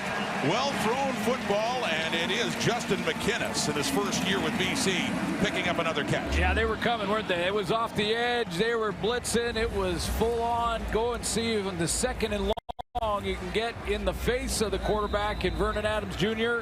had a free man and a Adeleke, I believe it was, 16-yard gain, beating the blitz. Right up across the 45, and we got Jonathan Kongbo coming in early, and the flags do come out. Kongbo, who was initially signed by BC and then traded to Hamilton before the regular season started. Offside, Hamilton, number 4. It's a 5-yard penalty, remains first down. I've mentioned him a couple times tonight because I've watched him almost time up his get off. Like he is anticipating the snap count. That time Vernon Adams Jr. got him with a hard count, changed up the snap count, and caught him way offside. And with that penalty, it'll now be a 1st and 5 at the BC 52. Trying to get something going here. About 12 minutes left here in the fourth quarter. For Adams. Off to the right, and that's complete across midfield. Catoy. And big Javon Catoy loses the football. It is out, and it is still on the carpet. And Casey Sales, some Ticats saying it's their football. Adeleke has it. Tunde Adeleke has the ball. As Javon Catoy was pushing for a bit more yardage, and the ball comes out, and there's a helmet thrown in disgust on the field by Alexander Hollins. And the ball will be put down at the Ticat 52. Catoy just lost it before he went down. Ticat football with an 11-point lead.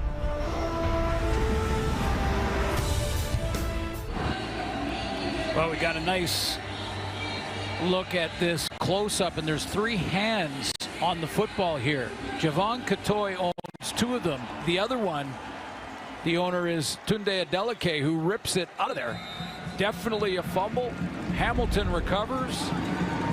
Wow. Big turnover made by the Lions, and the Ticats now close to midfield, and this offense has stayed on the field a lot. Taylor Powell again. A lot of pressure, but he got it away. He wanted Godwin, and the coverage was right there with Jalen Edwards-Cooper. It's incomplete. He came down hard, and it looks like he may need some medical attention, because I think he landed right on his tailbone. But Jalen Cooper here does a nice job of turning, and when he goes up for the ball, double move by Godwin, had him for a second, but see how he turns to turn into and look back at the line of scrimmage, back at the football? You saw how he landed awkwardly.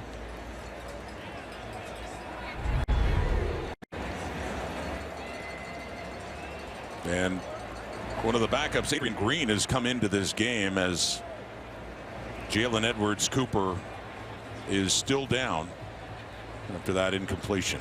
Take a break here. BC Place. Be back after this. Jalen Edwards-Cooper, the field corner for the Lions, injured, and Adrian Green in his second year out of St. Mary's has come in his place. A second down now after that try to Godwin falls incomplete at the Hamilton 52. Do you test him, Coach? Well, let's see. Powell down the right. Wide open is Tim White. And there you go. Went to the wide side of the field, out in that territory you're talking about, and it's a big first down for the Ticats. Yeah, not necessarily on Adrian Green here, but that's White right there in that third receiver spot. Trips to the wide side of the field. Adrian Green has man, so he's got his guy up in the front there. And then one thing that even Taylor Powell understood there is that a new guy on the corner is probably not going to fall off his man and get underneath that short corner route, which we've seen from veterans many times. To the BC 27. And back to the ground to James Butler as he gets wrapped up, but he hauls his defender there for more good yardage. It'll be a second and short coming up as he pulls his way down to about the 20. Thibaut Dabaye was the one that got him wrapped up, and a little smile and conversation there for his old teammate. Well, he dragged him. Dabaye is not little. I mean, weighs in at 285. And James Butler weighs in at 210. That's a whole lower half of the body heavier, and look at him drag him for 4. Gets his rush yardage up to 106. And a touchdown, another one receiving to. What a remarkable day for James Butler. Not over yet, but looking good for his Ticats. Powell, though, taken down as he is sacked again there. Coming in is Woody Barron back into the BC lineup, and that's the third time the Lions defense has been able to corral Taylor Powell and take him down. Yeah, the Lions absolutely had to have that. I mean, that, you know, if Taylor Powell takes him down here and scores, makes it 3 possessions, you know, that's tough to come back from the way things have unfolded here tonight. But you hold him to a field goal, goes from 11 to 14. You're still 2 possessions away if you're the Lions. Excuse me, Woody Barron, that's his 4th sack, and that was the 4th sack for BC in the day. So in comes Mark Leggio, 1 for 1 on the day. This one to be put down by Vedvik, just shy of the 35, and a chance to make it a 14-point lead. And 2 for 2 for Mark Leggio. Good bounce back game for him. Just a gorgeous day in Canada's West Coast. With the Lions, they have work to do, down 2 touchdowns. And now it is time for our Coors Light moment of chill, and this is a wonderful moment here. Lions defensive coordinator Ryan Phillips and hauls a young fan over the fence and onto the field, and check out the grab here suits. Oh, sign him up. Put him on the neg list. Well, the nice moment of chill for Ryan Phillips then, not so much now. It's been a challenge for BC's defense, and not all that relaxing for that man, but we're still giving it for what he did before, that moment of chill. But for the Lions D, it's more about the time of possession, how long those drives have been for Hamilton's offense. And that one is complete to Javon Catoy. Right back to Catoy. And a good idea for Vernon Adams Jr. to do exactly that. He missed one in the flat in the first half, and then that fumble turns into a field goal. 3 punts, 2 field goals, missed field goal, turnover on downs, and a fumble have been the only series that the Lions have had offensively. Here we are near the midway point of the 4th quarter, and that number of possessions only for BC, it's remarkable. As they try to extend this possession and get down into the end zone, they need to find it. They haven't today. Taquan Mizell on the carry there. I think they go tempo now, and you get a little bit of, you take a look at the time left on the clock, though. Still tons of time in Canadian football at 2 possessions. In fact, talking to coaches on these Zooms across the board, you're always saying, where do you feel comfortable? And you hear, if we're 2 possessions with 3 minutes or less to go, we're in. We love it. It can be an explosive offense. See what they do here. There's a deep look. Deep shot in behind, and the receiver Holland's tripped. And Kenneth George is getting flagged for pass interference. Yeah, and for Kenneth George, this may be incidental, and may be a trip. They got their feet tangled up. I'm not sure he really pushed him. We'll take another look right into your living room. This is Hollins over the top. A little push in the back. Yeah, there was a push.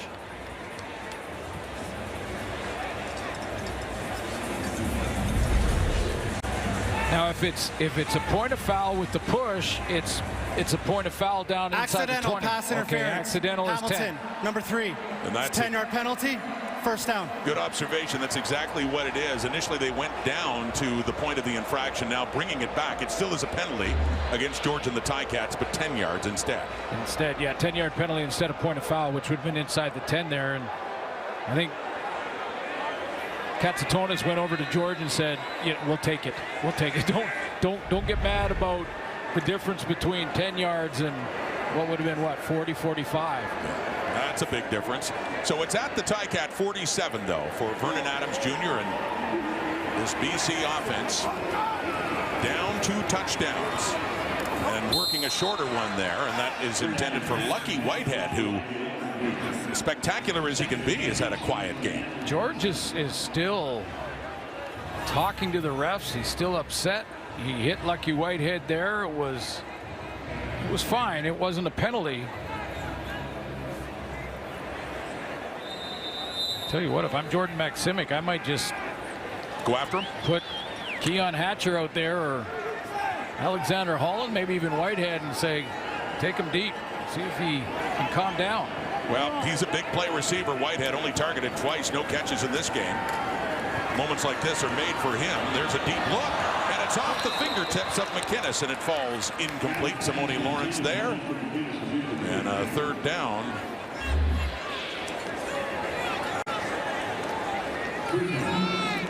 That's exactly where they went. It was with Justin McInnes, who had a little bit of room on the inside. He got some help, George did, from Simone Lawrence.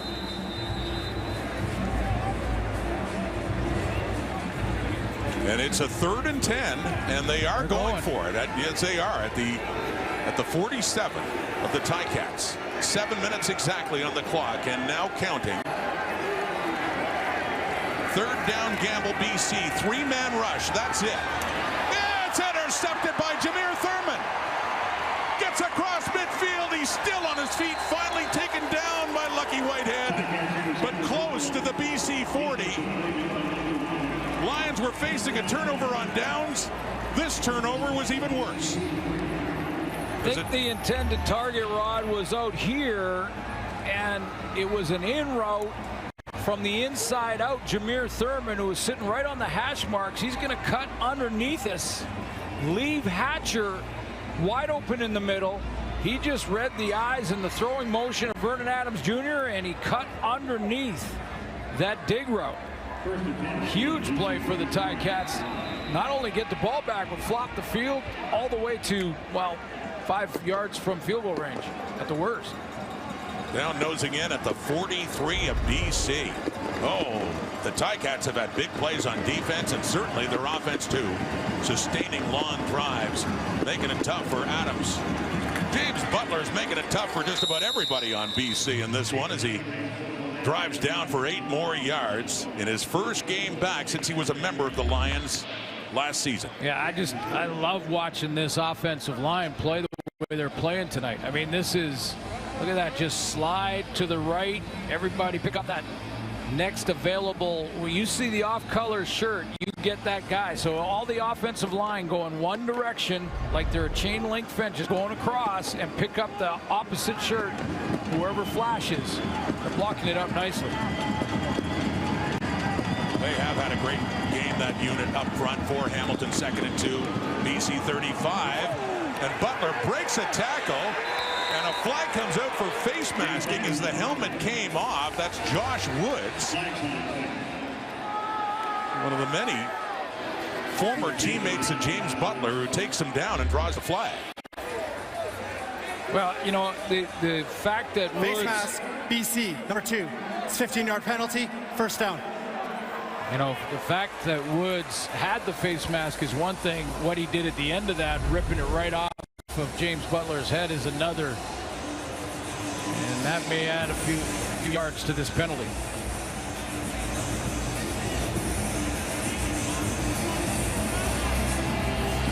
Bad to worse for the BC Lions. We head down 5.5 minutes to go in the 4th quarter. The ball at the BC 20. Hamilton with it and a 14-point lead. James Butler. 4th trip to the red zone for this Ticats offense. 114 yards on the ground, adding to it there just a couple. as Ben Haladic comes in to make that tackle. That decision, Rod, from Woods is out of frustration, and that's not an excuse because it's a bad decision. But you know, when you're giving up over 100 yards rushing, your defense back on the field after a pick, and that's when those bad decisions happen. Talking about O-lines, and normally we don't mention their names unless there's a penalty, so let me say it. Brandon Kemp, Brandon Revenberg, David Beard, Calderwood Manzi, and Kendrick Sartor. Give their names mentioned for a positive reason in the work they've done up front. And not just them. Just the scheme and everything about what the Ticats have been managing to do offensively. Far from over yet, 4.5 to go. But we see a smile on the head coach. Yeah, there hasn't been many of those smiles this year. Time count violation. Hamilton, number 0. 5-yard penalty. Remains second down. A great discussion with Coach Steinauer this week about just, you know, the expectation. Timer. Please put 4 minutes, 38 seconds on the clock. 4:38. You know, he's often asked with the Grey Cup in Hamilton this year about the pressure of that. And, you know, is this team going in the right direction? Are they building, or are they just going in the opposite? He's still quite confident in this football team. So it's 2nd and 15 now. Ticats second worst rushing team in the CFL coming into this game. Not today. Butler just gets a few yards back, close to the original line of scrimmage. I thought it was interesting when he talked about his defense, and he said, you know, going into the season, I know a lot of the experts across the country said that front 7 is going to be maybe the best in the league, and they've got veterans in the secondary like Richard Leonard and guys like that. And I said, you know, how's your defense playing? He said, you know, when we're struggling and our offense is struggling, we need to get our defense to start thinking like this. Start thinking like you play against the other team's defense. If they give up 3, you can't give up any more than 3. You got to give up less than 3. If they give up 7, you got to give up 3. You got to look like get that level of competition going to prevent infighting on the team or resentment of the other unit. Exactly. So you don't look at the other unit. You don't look at the offense. Say, guys, you got to get going. You say, if we beat the other defense, we can win no matter what they're doing. And I just thought it was an interesting way to send your message to your team again. And you know, I know timer, please put 4 minutes and 25 seconds on the clock. 4:25. But the Hamilton Tiger Cats are right in the thick of it. They can continue this out and finish this 4:25. They can finish this out. Puts even more pressure on the Red Blacks tomorrow in Edmonton. They're tied right now with 3 wins, and Hamilton has a game in hand and has beaten Ottawa twice this season. And they've got a quarterback there they can work with. Mark Leggio, this is a big field goal because this makes it a 3-score game if he gets it. 2 for 2 on the day. And that's 3 for 3, Leggio. That is big. It makes it 17 points now. 3-score lead for the Hamilton Tiger Cats, are getting awfully close to a big victory now. 4:21 on the clock. Yeah, that's a big field goal, and he's had a bounce back game too. And you know, again, this unit has played well. Now, the run game, the balance. Scott Milinovich's play calling tonight for their offense. I've been impressed with Taylor Powell and his poise. I shouldn't be surprised after the conversation we had with him this week. But you never know until you get out there. I thought the game plan tonight with the balance and James Butler and their offensive line getting a chance to really chow down. The difference tonight. Well, Vernon Adams Jr. likes working tempo. They're going to have to start working faster now. That is complete. And that's up across the 50 now, and the first catch of the afternoon for Lucky Whitehead. Yeah, and the secondary for Hamilton is going to be like the unsung hero group of this game, I believe, because this is an explosive BC offense. We've seen big play after big play all season long from this group. They haven't given a deep one up. To get over the ball. 3:33 at the clock. Short one, and it's in and out of the hands of Taquan Mizell. Yeah, Rick Campbell at halftime, that great interview when he was just very open and honest about his team and saying, yeah, I love working with these guys because they play with such great enthusiasm and speed and tempo. And we've got to pick that up because we didn't have it in the first half. I got some bad news too, and he knows it. They didn't have it in the second half either. No, not at this point now. Clock, we're getting close to the 3-minute warning, a 3-score game. And for Keon Hatcher in that BC offense, it's a 2nd and 10 now at the Lions 51. Adams has time and gets it off near the sideline to Javon Catoy right at the 50, a gain of 9. So a 3rd down is coming up here, and they need about a yard.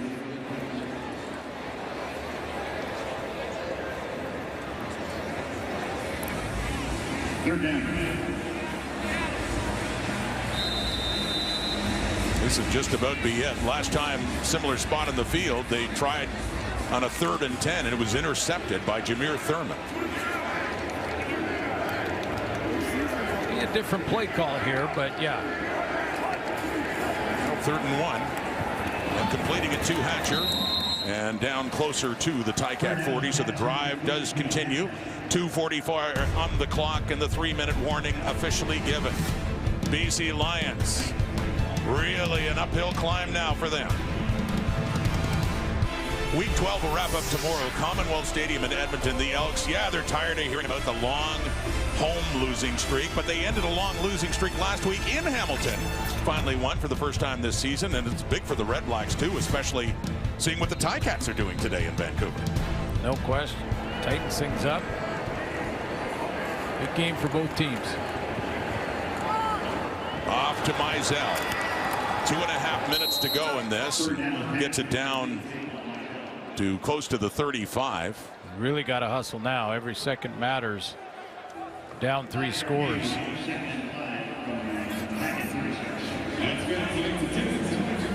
Up over the ball. Vernon Adams close to another 300-yard passing game. He's at 290 right now and adds to the total right there. Javon Catoy with the catch as they quickly move up again. 2:21 on the clock. And you know, we talked about how remarkable it is that BC had only allowed an opponent 1 touchdown, and that was against Montreal in 4 games before this. Well, not only have they allowed a touchdown, they haven't scored one here at home tonight. Trying to right now. A look into the end zone, into double coverage. Justin McInnes wants a call, but he is not getting it. It falls incomplete, and a 3rd down is coming up. Now the Lions have a timeout, but if Rick Campbell wants to challenge this and they don't win it, they lose it. Looked like Justin McInnes, he reacted as if he thought, hey, I might burn my challenge here. And I spoke out of turn. It's 2nd down coming up. Well, I think Rick Campbell is going to. But he does have the flag. Yeah, and he is challenging that. But it would be, without this, it would be a 2nd down coming up. But BC is challenging the previous play for pass interference. The play will be reviewed. Justin McInnes, by his reaction, I think it was that he couldn't jump. Like he was trying to jump ball and high point that throw. And that jersey, the jersey is the one that you can't really hide in replay. You can hide live as a DB. You can't hide it in replay.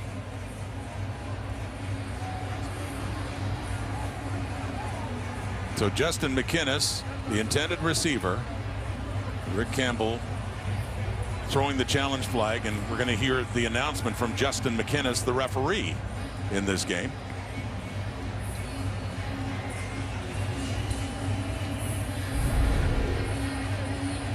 You see that jersey separate from the body. That's Richard Leonard leads the team in interceptions. Didn't have to grab.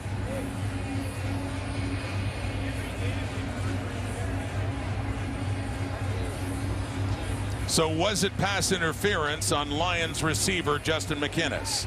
Here's the announcement from the ref, Justin McInnes. After review, the ruling on the field stands. BC will be charged a timeout. And that's the gamble. The Lions lose their timeout if it's ruled that way. And I think what has happened here on this call alone, the officials and the command center has now set a different precedent for what should or could be pass interference. Usually when that jersey separates from the body, it is automatic. So that just changed tonight. at the 26. Fans not liking the decision. 2nd down and 10. And coming back for it. Lucky Whitehead. And a first down here as the Lions quickly get up over the ball on that reception by Whitehead. A gain of 15 yards. Down to the Ticat 11. Take a couple shots right to the end zone here and try and save as much time as possible. It's onside kick time. First, we got to get to the end zone. A look and a touchdown. Keon Hatcher. Finally, the BC Lions get to the end zone. 11-yard TD strike.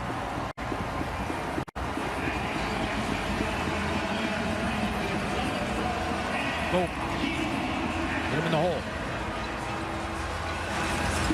It's a steep hill to climb here, but that's how you start. Onside kick team, get ready is what the Lions' Mike Benavides is saying on the sideline. But first, the 1-point conversion coming up. No point going for 2 with a 17-point difference coming into this. The 1 point alone would make it a 10-point difference, still needing a touchdown and a field goal. So they just kicked the point after Sean White. And down to a 2-score game. Mike Benavides, special teams coordinator, our old colleague as well. Likely see a guy like Justin McInnes on the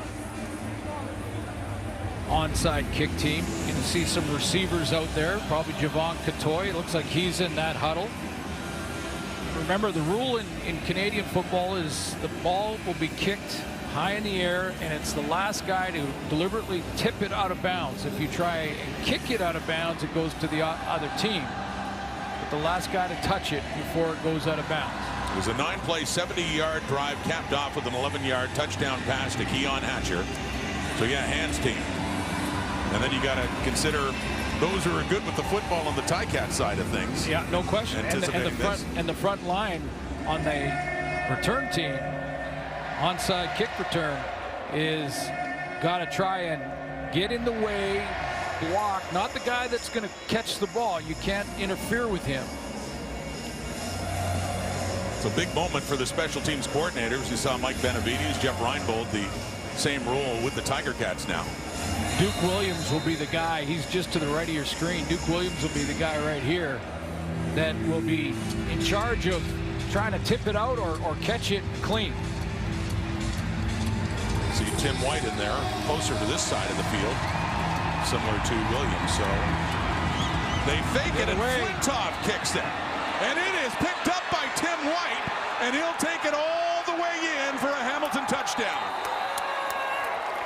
Well, hey, full marks for the innovation and the try by BC as they did the fake, and then Flintoff kicked it, but Tim White made sure Lions aren't coming back in this game. Yeah, well, this is the seen this many times where they're going to look like they load up the left side over here. That's a right-footed kicker. That's where he wants and Sean White to kick it, and then switch it up. Flintoff goes the opposite way. Now the idea here is that he wants to get a big hop. That second one, if you get lucky, and you got to be a little lucky. The ball's not shaped like a soccer ball. You got to be a little bit lucky, but if you get the right bounce, it bounces super high in the air. Tim White has to sit under it, and it gives the cover team a chance. That time, he got the hop right to his hands, and goodbye for Tim White. 47 yards of daylight for Tim White to take it in, and gets a special teams touchdown. The Ticats leading receiver, and that should just about do it. 1:45 on the clock, but a 30-13 lead now as the 3-score game is restored. This will be back-to-back losses for the BC Lions. And you think back to that game, went right down to the wire against Saskatchewan, and then their first one at home, where they have been dominant all year, as we pointed out in the first half.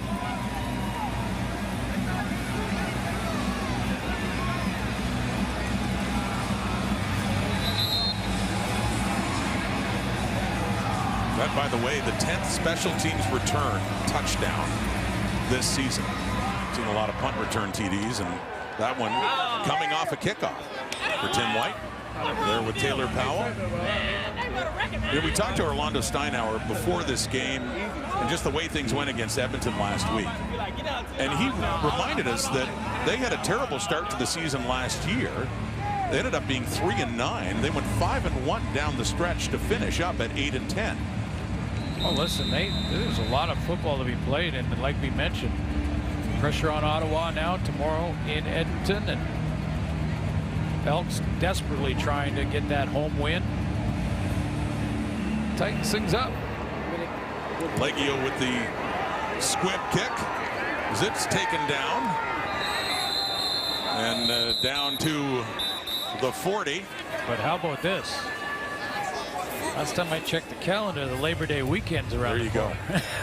And we used to always say, because it was true, it never really mattered which team, Argos or Ticats, were better on Labor Day. You could say the same about the other rivalries too. No question. That Labor Day game is something different. And the Argos, with a victory, a close one as it was over Calgary in a crazy game last night. Great game. That was an entertaining football, absolutely. But they'll be watching this, seeing what Hamilton has been able to do. Yep. Controlling the line of scrimmage. Dane Evans in to face his old team. Recall him starting in 2 Grey Cups with the Hamilton Tiger Cats, and he will get in for Adams and get some reps against his old club, the Hamilton Tiger Cats. Casey Sales on the tackle there on Mizell.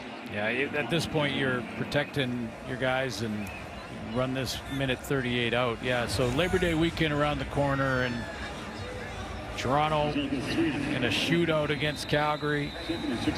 Calgary so close in, what, 6 of their 8 losses have gone down to inside the final 3 minutes, like 1-possession games, and they're close. Edmonton wins, and Labor Day becomes even more interesting in Alberta.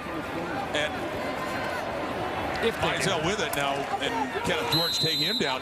Now, there's always the forgotten rivalry, if you will. Not really an established rivalry on Labor Day because of the 9 teams, the imbalance. But BC has played Montreal on Labor Day weekend before. But let's not forget that matchup with the Lions and the Alouettes both coming off. Yeah. Really some difficult losses this week and heading into Molson Stadium. And that'll start things off before we get into the traditional Labor Day rivalries. But Saskatchewan in the bye right now. They'll be fresh. Oh, yeah. And just beat the BC Lions in their last game. Right. Little momentum. And the last game between the Riders and Bombers, that was back in week 2. Remember that one? That was pretty back and forth. Albeit, you know, Trevor Harris at quarterback, but we saw what Jake Dolegala could do before last week against BC.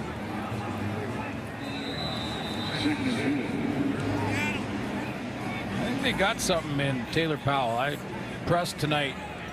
The way he handled things, he had great balance in the offense for sure, and the star of the game was James Butler, but when he had to make those second down throws, he got it done. Steady performance for Powell. Mizell again. But James Butler, the story coming in was that man coming in to face his old team, and right from the get-go, Suits, he really did establish himself running back for the Hamilton Tiger Cats. Well, he did, yeah. You know, and a lot of it was between the tackles. There's his first touchdown. He went up over the top.